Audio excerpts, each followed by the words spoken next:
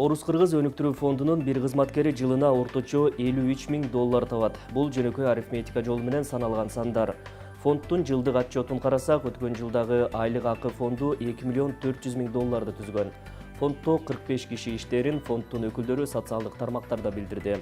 Демек, бул сумманы 45 кишиге бөлсөк, ар бирине 53 000 доллардан туура келүүдө. Ал эми аны 12 айга бөлгөндө 4,5 миң долларлык айлык акы чыгат. Бирок бул инвест фонддордун мисалдарында караганда нормалдуу эле көрүнүш. Болгону фонддун операциялык чыгымдарга короткон акчасын актаган деңгээлде жыйынтык көрсөтүп жатабы деген суроо бар. Алдагы жарым саатта Капитал командасы ушул жана башка темаларга сереп салат. Биз менен болуңуз. Орус-Кыргыз өнүктүрүү фонду кайрадан кызуу талкууда. Бул жолу деле фонддун айлык акысы көпчүлүктүн суроосун жаратууда.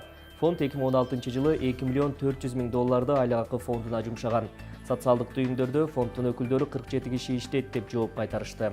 Демек, эң жөнөкөй арифметика фонддун бир кызматкеринин жылдык айлык акысы 51 000 долларды түзөрүн көрсөтөт. Аны 12 айга бөлсөк 4 000 доллардан ашык айлык акы чыгууда. Бирок бул сандар мынча чоң кызыгууну жаратпайт эле, эгер Орус-Кыргыз өнүктүрүү фондунун тегерегинде башка суроолор болбогондо. Орус-Кыргыз өнүктүрүү фонду 2016 жылы персоналды тейлөөгө же айлык акыга 2 миллион 400 000 доллар коротуп, 2015 жылга караганда бул чыгымдарын дээрлик 2 эсе көбөйткөн. Бирок бул сандар мынча кызыгууну жаратпайт эле, эгер аны фонддун ишмердүүлүгү менен салыштырып анализдебегенде. Бул жерде болсо кызыктуу бир сандарды көрөбүз. Фонд түздөн-түз өзү анализдеп, жактырган долбоорлордун саны ушул тапта 23. Мындан улам социалдык тармактардын колдонуучулары фонддун иши эффективсиз деп сынга алышууда. Келгиле, мен силерге Орус-Кыргыз өнүктүрүү фондунун эффективдүүлүгү жөнүндө фин анализ жасап берейин. 2016 жылы айлык акы фонду 2 миллион 400 000 долларды түзгөн. Түз берилген кредиттердин жалпы саны 23. Демек, бир долбоорду тейлөөгө 100 000 доллар. Бул эффективдүүбү? Деп суроо салат Twitter социалдык түйүнүнүн колдонуучуларынын бири. Мындай кескин сын пикирлерге өзүн Орус-Кыргыз өнүктүрүү фондунун өкүлү катары тааныштырган Ажара аттуу колдонуучу төмөнкүчө жооп жазган. Бул фонддун акчасы мамлекеттик бюджеттик эмес, ал эми фонддун капиталы 100% Россия Федерациясынын акча каражатына түзүлгөн.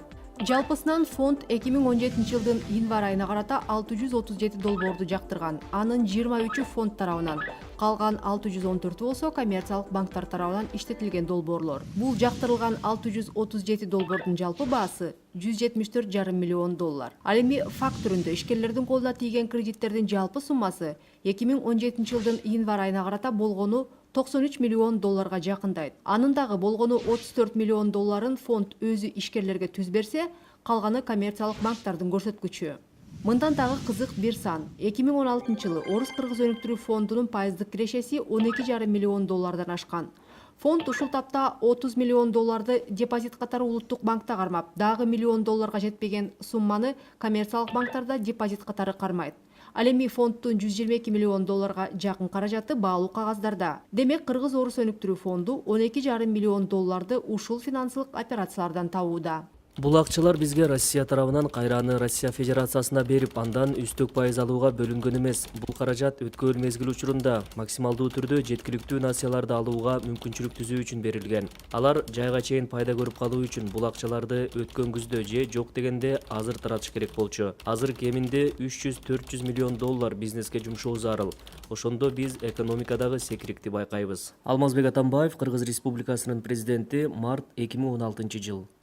Чыны менен фонд кыргыз экономикасын Евразиялык экономикалык интеграцияга ылайыктап түзүү максатында түзүлгөн. Деген менен Орус-Кыргыз өнүктүрүү фонду өнүктүрүүчү институт болбой эле жеке пайдасын көздөгөн коммерциялык банк болуп калып жатабы?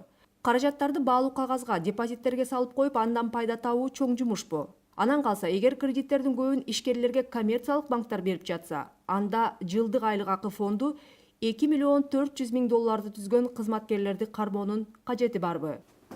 Мына жакында эле социалдык тармактарда ушул Кыргыз-Орус өнүктүрүү фондунун 2016 жылдагы финансылык отчету катуу бир талкуу жаратты. Анан ал жерде ошол айрым колдонуучулар өзгөчө фонддун айлык акы фондуна чоң басым жасашып, ал жерде дагы бир чоң суроону жараткан маселе бул ошончо айлык акыны алып аткан фонд канчалык эффективдүү иштеп атат деген суроону коюшту да. Мынакей, эгер силердин ошол 16 жылдагы отчетту карай турган болсок, баш аягы 637 долбоор бул жактырылган экен. Анын ичинен 23-ün ошол фонд өзү түздөн түз иштеп чыккан, калгандарынын баары тең коммерциялык банктардын иштеп чыккан долбоорлору болуп атат да. Ушундан улам бул жерде жанагы социалдык тармактагы колдонуучулар дагы чоң суроону коюшту да, анда фонд эмне жумуш кылып атат деген. Эгер баягы көп нерсени эгер коммерциялык банктар аткарып атса. Биринчиден жанагы айлык маяна жөнүндө айта кетсек, мен интернет тармагындагы жазылган аналитиканы, мындай кыскача аналитика деп айтсак болот, ошону окуп көрдүм. Жана орто эсеп менен бир адистин айлык маянасын эсептелип чыгыптыр. Бул жерде мындай тактоочу нерсе кичине туура эмес, муну такташ керек. Себеп дегенде Россия тараптан бекитилген адистер, алардын саны 6 адам. Алар негизги базовый деп коебуз, айлык маянадан тышкары за экстратерриториальность деп коет. Чет өлкөдө иштеп аткан себебинен алар кошумча дагы надбавка алышат.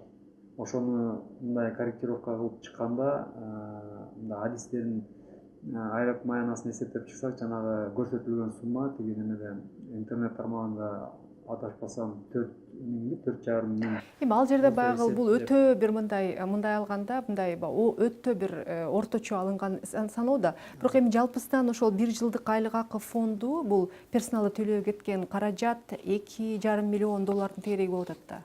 Ошондо бир нюанстар бар. Андан тышкары жана 2 эсе көбөйүп кетти деген сөздөр болуп атпайбы?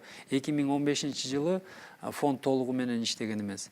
Фонд өзүнүн ишмердүүлүгүн сентябрь айынан баштаган. Анан жаңы түзүлүп иштеп баштаганда адистер толугу менен штатка камтылган эмес болчу. Бара-бара адистерди жумушка алып, ошон үчүн 2015-жылдын чыгашаларын карасак, бул мындай непоказательный деп айтсак болот да. Мына 2016-2017 эмдиги жылы салыштырсак, ошондо бул баягы реалдуу болот да. Бул биринчи. Экинчиден, дагы эле ошо айлык маяна жөнүндө айтып кетсек, ар бир адис, мисалы кредиттик адис, өзүнүн насыя берүү портфелинде 10 чактыга жакын насыяларды тейлет. Жалпы портфелдин өлчөмү, өзүнүн курировать эткен өлчөмү 20-30 миллион доллар.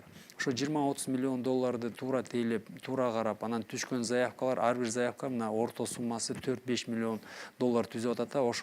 Ошончолук чоң суммаларды туура карап, таза иштеп, эч кандай бир өйдө төмөн туура эмес иштерге барбай туура иштеп берген биз кааласак, ошончолук биз баягы башка кызыкчылыктар пайда болбош үчүн биз ошончолук маянасында төлөп беришибиз керек да. Мен бул жерде сиздин аргументтер менен толук макулмун. Айлык маянага байланыштуу чындыгында бул фонд жана финансылык мекемелердеги айлык акы мындан да жогорку көлөмдө болот, эл аралык тажрыйбада деле. Мен бул жерде толук макулмун. Бирок менимче фонддун айлык акы фонду мынчалык чоң кызуу талкууну жаратпайт болчу. Балким фонд өзүнүн ишин алдаганча эффективдүү көрсөткөндө. Дегеним, эгер ошол эле 2 миллион 400 миң долларды ошол 2017-жылдын 1-январына карата иштетилген каражаттардын жалпы суммасы фонд 100 миллион долларга жетпейт экен, 92 миллион доллар.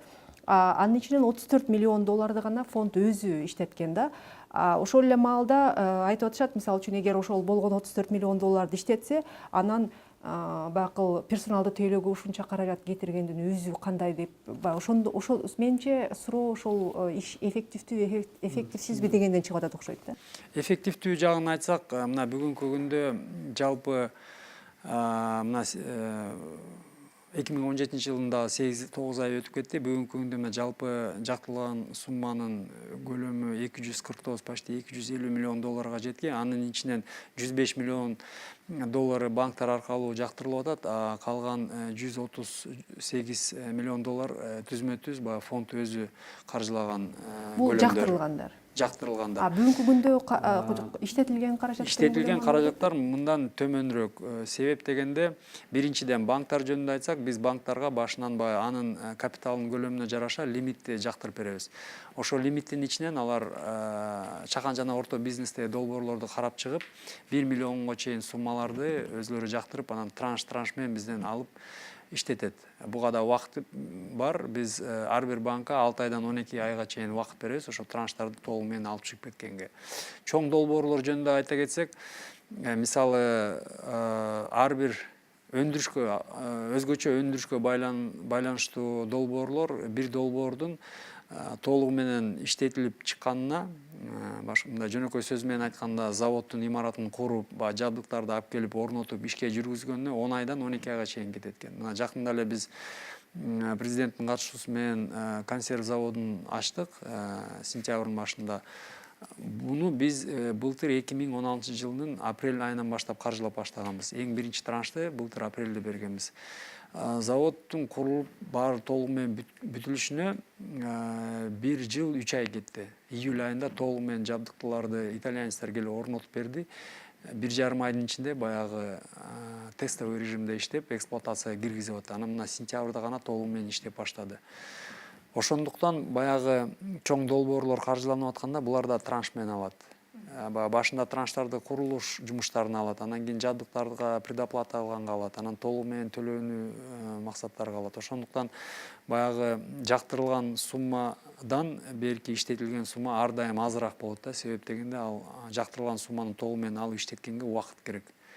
6 ай, 10 ай, 12 ай. Бирок ушул жерде дагы бир маселе бар да. Мисалы үчүн мен билгенден фонддун уставы боюнча, мисалы үчүн правление, башкаруу кеңеш жактырган долбоорлор советтен өтпөй калышы дагы чоң мүмкүнчүлүк бар да. Мисалы үчүн ошондой да жагдайлар болушу мүмкүн да. Правление жактырганы менен бул жактырылды деген, бул сөзсүз түрдө каржыланат деген да нерсе эмес да. Жок, биз маалымат бергенде мындай да, 10 миллион долларга чейин правление өзү жактырат. 10 миллиондон ашык болсо долбоордун суммасы анда кеңешке чыгарылат. 10 миллиондон аша турган долбоорлор болсо, кеңешке чыгуучу долбоорлор болсо, кеңеш жактамайын биз отчетко кошпойбуз. Бул жанагы айтылган сумма 248 миллион, бул толугу менен жактырылып, кредиттик келишимдерге кол коюлган насыялар. Бул мындай сөзсүз түрдө бериле турган. Анан жана сиздин сурооңузга да уланта кетсем, эффективдүү жөнүндө баягы мындай көрүнүш болуп атат да, 770 долбоордун ичинен 31 гана фонд түзмө-түз өзү карап, анан 740тан ашыгы банктар аркылуу берилип атат. Эмне үчүн мындай?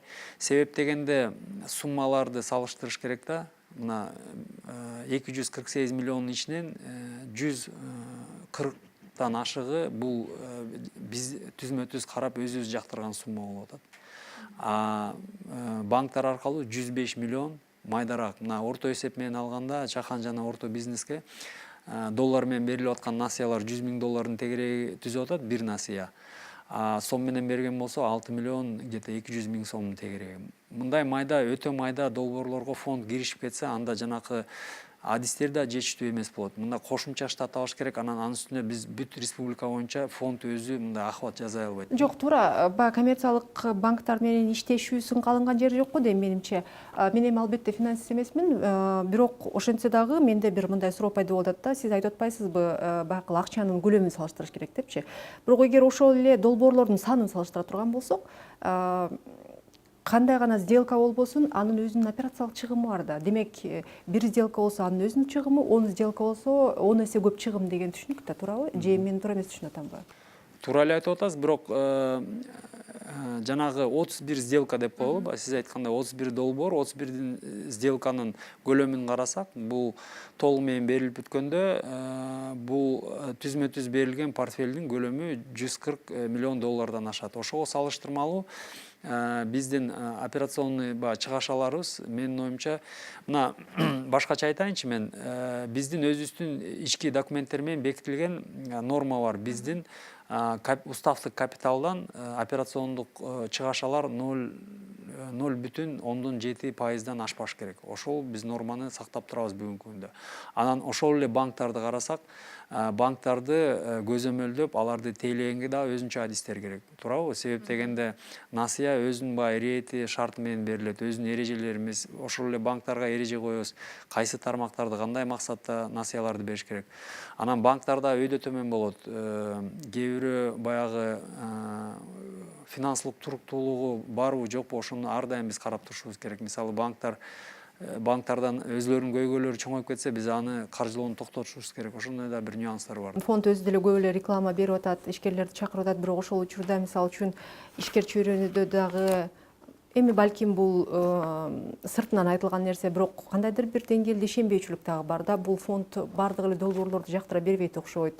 Анан өзгөчө жанагы Азия Молл деген дүкөнгө каражат берилгенден кийин дагы бул кандай жакын тегеректеги кишилердин долбоорлору алабы деген дагы бир мындай күмөн саноолор пайда болуп калып атат окшойт да. Эми баягы фонд жаңы түзүлгөндө, сиз сөздүн башында айтып кетпедиңизби, коомчулукта абдан чоң үмүттөр болуп, мындай тез эле баарын эле таратып коет, тез эле оңой эле таратып коет деген Бул өкмөттүн сөзү болгон да чын-чынына келгенде. Жок, муну мен макул боло албайм. Өкмөт баарыңарга таратып коет деп айткан эместир, бирок баягы мисалы фонд жаңы түзүлгөндө былтыр жылдын башында кандай гана заявкалар бизге түшкөн жок. Жөн эле 2 баракка жазылган, баланча миллион доллар бергиле, тигинтем минтем деген ар кандай. Алар мына бүгүнкү күндө биз баягы түшүндүрүү жумуштарын жүргүзүп атып, телевидение аркылуу, интернет аркылуу баягы региондорду кыдырып атып, анча-мынча азайып калды да. Уже менин оюмча ишкерлер да, эл дагы баягы фонддун кандай шарт менен, кандай эреже менен, кандай берилишин да мындай жакшыраак түшүнүп калды деген ойдобуз да. Жанагы фонддо баягы насыя алыш кыйын деген жөнөкөй эле мисал $770 долбоор, анын ичинен $1 миллион чейин банктар аркылуу алынат. $1 миллион өйдө болсо бизге түзмө түз кароо. Биздин эң негизги сураганыбыз, биз бизнес план, бизнес тажрыйба болуш керек, ошого байланыштуу документтерди сурайбыз, жана күрөөгө байланыштуу документтерди сурайбыз. Күрөө жагынан да биздин талаптар мисалы банктарга салыштырмалуу бир топ эле оңоюраак. Төмөнүрөөк да биздин сураганыбызчы. Жабдыктуулуктарды алганга даярбыз. Биздин акчабыздын эсебинен сатып алган жабдыктарды же курулуп аткан имараттар кайра эле биз залогко алганга даярбыз да. Мындай ал жагынан биздин шарттар жеңилирээк. Ошондуктан сөзсүз айтып коюш керек, баягы, конечно, келип эле 2 баракка жазып эле аны ала коюш эмес. Биз эми баягы Албетте татыктуу долбоорлорго да. Ооба, долбоорлордун өзүнүн көлөмү чоң болуп атат. Баягы долбоорлордун өзүнүн баягы мазмуну татыктуу. Анан татаал деп коеюнчу. Мисалы банктарга салыштырмалуу биз документ жагынан биздин талаптар көбүрөөк. Аны чынын ачык айтыш керек. Бирок долбоордун суммасы да ошончолук чоң. Менде акыркы суроо, мисалы баягы бул көпчүлүктү кызыктырган суроо болуш керек менимче. Фонддун өзүнүн маалыматтарында дагы өткөн жылы биз сиз менен сүйлөшкөндө дагы айткансыз. Мисалы үчүн фонд алды менен биринчи кезекте өндүрүш, айрыкча кайра иштетүү, анан экспортко багытталган багыттарды колдойт деп. Бирок ошол сөз арасында Азия Моллго кредиттин берилгени бир мындай кандайдыр бир күтүүсүздүктөй болуп калды да. Себеби Азия Молл бул бир чоң дүкөн. Анын экономикага кошкон салымы кандай негизде эсептелди?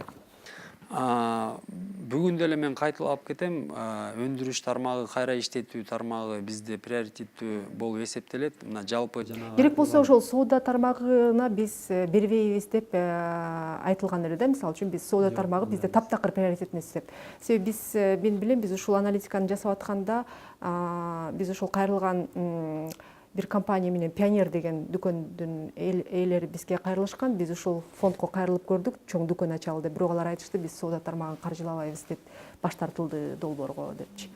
Алар мындай да, биринчиден жанагы өндүрүш тармагы жөнүндө айтып кетсек, дагы деле ошо приоритеттүү болуп эсептелинет. Бүгүнкү күндө жана жалпы жактырылган суммасынын ичинен 60% бул өндүрүш тармагына берилген болчу. Соода тармагы жөнүндө айтып кетсек, фонд түзүлүү түзүлүү жөнүндө келишимде, эки өкмөттүн ортосунда түзүлгөн келишимде инфраструктура торговля деп жазылган. Ал жерде бар да, ошол бул келишим мыйзамдын деңгээлинде, бул Жогорку Кеңеш менен да, Госдума менен да ратификациядан өткөн документ. Ал жерде торговля деп жазылган. Биздин насыя саясатыбызда да торговля деп көрсөтүлгөн да. Бирок биз баягы торговый операция, оборотный капиталга бербейбиз. Инфраструктура торговля деп былтыр адашпасам жайында го дейм, жайында классификатор бекитилген болчу. Ошол классификатордо инфраструктура торговляга кирген кайсы объектлерди насыя болуу мүмкүн деп көрсөтүлгөн да. Бул жалпы аянты 5000 квадраттан кем эмес болуш керек. Ал жерде Кыргызстандан же Россиядан өндүрүлгөн товарлардын сатылыш керек. Жаңы жумуш орундарын түзүш керек жана кошумча салык төлөмдөр да болуш керек деген ушундай неме талаптары бар да. Азия Мол бүт айтылган талаптарга туура келет. Негизи Азия Молго берилген кредиттин кыргыз экономикасына тийгизе турган кандайдыр бир эффективси саналып тургандан берилсе керек, жана кандай болуп саналды? Биринчиден насыя каралып атканда, бул биз баягы эми финансылык институт болгондон биз кайтарымдуулугун карайбыз. Биринчи ирет. Сөзсүз түрдө эффективдүү кандай эффект берет, аны да карайбыз. Эми кайтарымдуулук жөнүндө айта кетсек, күрөө жагынан дагы, финансылык көрсөткүчтөрүнөн да толугу менен туура келди. Бул долбоор өзү жылдын башында, январь айында бекитилген болчу. Суммасы чоң болгон соң, бул долбоорду жалаң гана правление эмес, совет кеңеш да караган болчу да. Биздин уставта 3 максат көрсөтүлгөн фонддун түзүлүү боюнча. Бул биринчиден кыргыз экономикасын модернизациялоо, экинчиден ЕАЭПке кирген жеңилдетүү, интеграциялык механизмдеринде содействие деп коет. И үчүнчүсү Россия менен Кыргызстандын ортосундагы экономикалык мамилени бекитүү. Ошол экинчи жана үчүнчү максаттарга бул долбоор туура келди. Себеп дегенде Россия Кыргызстандын ортосундагы экономикалык мамилелерин бекитүү деген параметр менен. Себеп дегенде бул долбоорго иштетилген каражаттын адашпасам 47% Россиядан сатып алынган продукция колдонулду. Курулуш материалдары жана башка жабдыктары. Ошол жагынан бул российское участие чоң болду да бул жердечи. Сиздер Орус-Кыргыз өнүктүрүү фондунун башкармалыгынын мүчөсү Эркин Асрандиев менен болгон интервьюнун биринчи бөлүгүн көрдүңүздөр.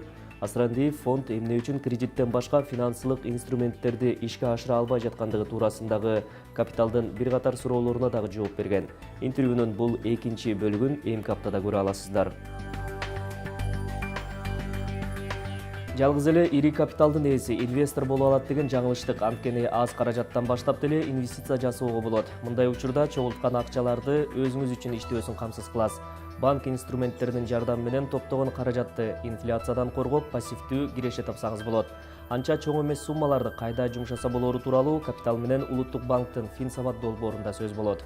Адистер инвестицияны аз каражаттан баштоого кеңеш берет. Финансылык келечегиңизди 1-2 миң сомдон баштаганда тобокелдик да аз. Ананда мынчалык аз каражаттан баштоого мүмкүнчүлүк берген финансы инструменттер бар. Мисалга, облигацияларды 1000 сомдон баштап сатып алса болот. Облигациялар бул баалуу кагаздардын бир түрү. Баалуу кагаздарга мындан тышкары акциялар, мамлекеттик казыналык облигациялар, Улуттук банктын ноталары кирет. Чет элдик валюта, алтын куймалар булар да финансы инструменттери. Анын эң кеңири тараган түрү бул банктык аманаттар.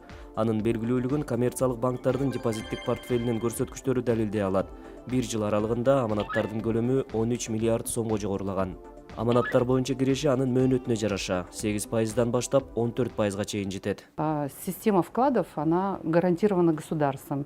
Салымдар системасы мамлекет тарабынан кепилденген. Бул кепилдиктин суммасы 200 миң сомго чейин. Башкача айтканда, форс-мажордук жагдайлар учурунда, банкроттук абалда жана башка күтүлбөгөн кырдаал катталган учурда мамлекет 200 миң сомду салымчыга кайтарып берет.